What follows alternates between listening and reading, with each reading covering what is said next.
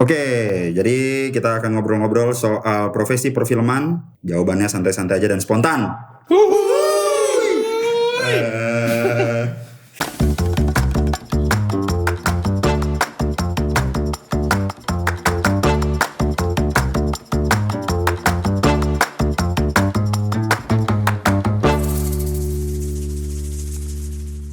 Profesi programmer ini kan adalah profesi yang berada di belakang layar, jarang diketahui orang, tapi pengaruhnya besar. Boleh dideskripsiin nggak secara jernih? Ini tuh sebenarnya deskripsi pekerjaannya tuh apa sih? Programmer film, kadang disebut kurator film. Dia adalah orang yang bertanggung jawab terhadap pemilihan sebuah film. Pekerjaannya itu menyangkut bagaimana kemudian dia membuat sebuah ide atau program yang disesuaikan dengan tempatnya dia bekerja. Kemudian dia akan menyeleksi dan memilih film, berkomunikasi dengan pemilik film, membuat rangkaian acara, jika misalnya dalam skalanya bisa festival, dan juga mengatur jadwal, sehingga film akhirnya bisa bertemu dengan penonton. Nah, gimana caranya kalau orang mau jadi programmer film?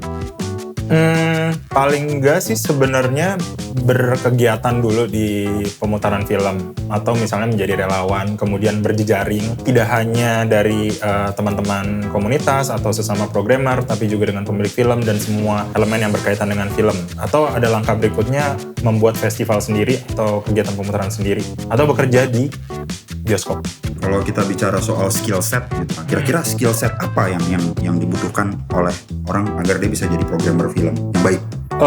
Yang pasti suka nonton film, itu wajib banget. Kemudian bisa menemukan segala sesuatu yang melingkupi film itu. Tidak hanya soal estetika filmnya itu sendiri, tapi juga soal misalnya konteks kenapa film itu dibuat dan segala macamnya. Dan kemudian bisa observasi kali ya, kemampuan observasi dan pengenalan terhadap brand atau identitas atau tempat dari festival itu sendiri atau ruang pemutaran itu sendiri sih. Dan bisa membaca penonton. Membaca penonton itu maksudnya gimana? Setiap tempat pasti punya penontonnya sendiri ya, masing-masing.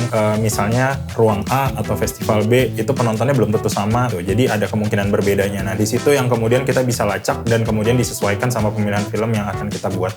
Biasanya yang dilakukan untuk mengetahui publik yang sering nongkrong, yang sering nonton di situ tuh siapa, itu gimana cara? Melihat dan berkomunikasi sama penontonnya gitu.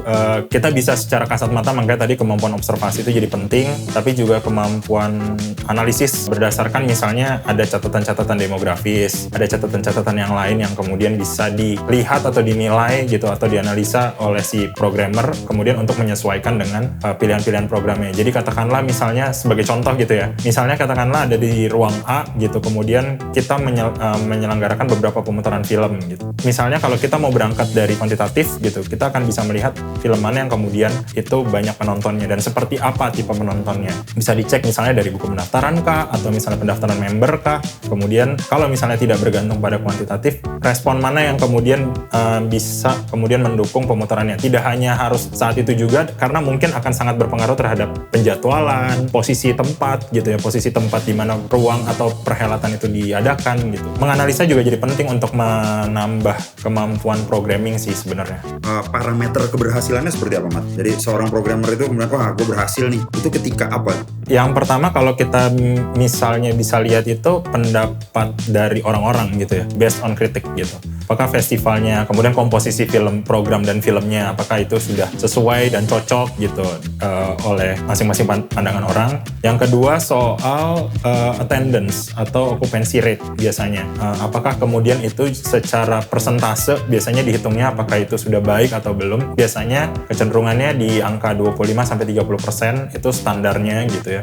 Job marketnya sendiri seperti apa, Mat, di Indonesia nih? Lalu kan terlibat di banyak tuh, apa nggak ada orang lain selain lu, Mat? Ada, sebenarnya ada lah yang juga sebagai programmer. Kalau job marketnya, festival itu banyak sebenarnya jumlahnya, cuman mungkin belum terdata secara maksimal aja gitu ya di Indonesia.